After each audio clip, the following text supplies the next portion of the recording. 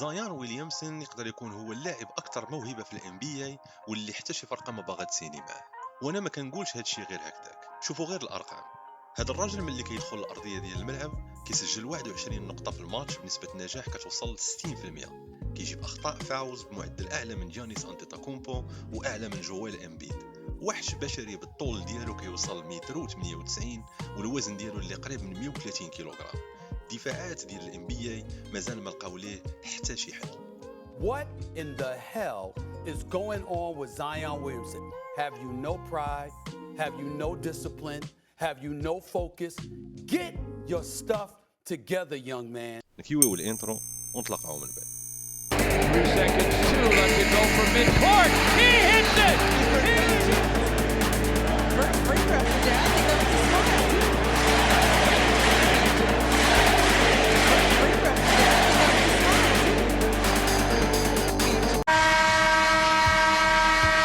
هادشي كامل اللي قلنا ما تيهمش، لان المستقبل ديال زايان كيتشكل حاليا باش يكون واحد من ابشع الكوارث في تاريخ الدوري بالكامل. وهادشي فايت بزاف قضيه الاصابات اللي ما بغاش توقف. هذا الراجل عنده كونترا كبيره ومخيفه لدرجه ان حتى شي فرقه ما قدرات تزعم وتقرب ليه. والاسوأ من هادشي ان الفرانشايز ولا الاداره اللي دايره به ما عارفه راسها فين غاديه وما فاهمه والو شنو كدير. اي حاجه كان ممكن تمشي غلطه في المسيره ديال هاد الشاب مشات غلطه ملي تم اختياره في الدرافت ديال عام 2019، وكانوا الناس كيشوفوه النسخه الثانيه من ليبرون جيمس. نكونوا واضحين، زايان ويليامسون ماشي باست فاشل بالطريقه التقليديه اللي كنطقوها مع اللاعب الاخرين. بالنسبه لي اللاعب الفاشل هو اللي ما كيعرفش يلعب بالمره.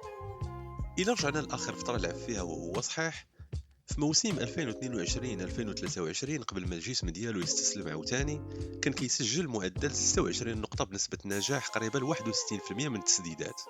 61%. الواحد اللاعب هو اللي كيصنع اللعب ديالو لراسو. هذا ماشي لاعب سنتر كيتسنى غير الكرات الطائرة باش يحطها في السلة. هذا لاعب هجوم ديال فريق بيليكنز اللي كامل مبني عليه. وحتى هذا الموسم الأخير واخا كان موسم متقطع جاب 21 نقطة في الماتش ب60% من اللعب. إلا كانت الموهبة واضحة لهذه الدرجة وهي فعلا واضحة، علاش أنا جالس وكنقول بين المستقبل ديالو كارثة؟ لأن الموهبة عمرها ما كانت هي المشكل مع زايان. المشكل كان هو التواجد والجاهزية ديالو، وهنا فين القصة كتقلب. خلينا نمشيو دقة دقة في مسيرة ديال هذا الشاب. ملي كتحط 7 سنين ديال زايان في الان بي اي قدامك، الصراحة داكشي كيضرك في خاطرك. في عامو الاول دار عمليه جراحيه على الركبه، لعب غير 24 ماتش، ماشي مشكل. لعب جداد دار لي روكيز كيوقع لهم هادشي ديما. في عامو الثاني كان صحيح لعب 61 ماتش ووصل للماتش ديال الاول ستار، وكان من اصغر اللعابه اللي داروا هادشي. كاع الناس قالوا ها هو السوبر ستار جديد وصل. ولكن في العام الثالث زايون تهرس ليه الصباع ديال رجلو وغاب على الموسم كامل، ماشي نص موسم بل 82 ماتش كامله. في العام الرابع إصابة في العضلة الخلفية في الهامسترينج خلاته يلعب غير 29 ماتش، وجلس في البلاكار في 45 ماتش الأخيرة من الماتشات ديال الإقصاء ديال البلاي إن. العام الخامس كان هو الصدمة الكبيرة، لعب أعلى معدل ليه ب70 ماتش بحال زايون القديم. سجل 40 نقطة في ماتش حاسم ضد الليكرز، وفي نفس هذا الماتش تفرقعت ليه العضلة الخلفية أو تاني. سجل 40 نقطة وتصاب في نفس الليلة.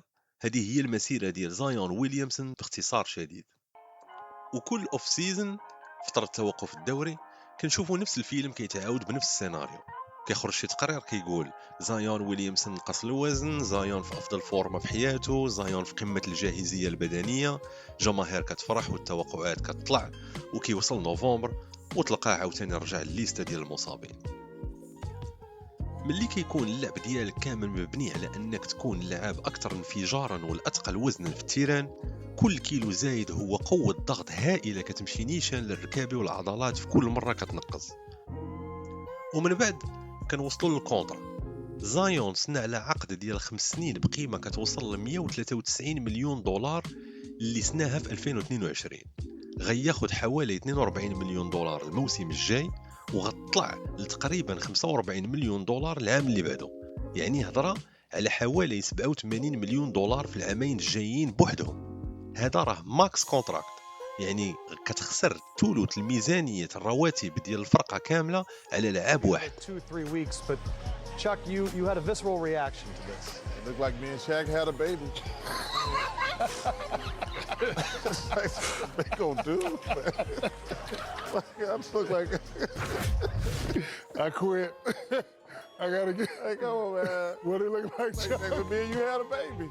God dang, that's too.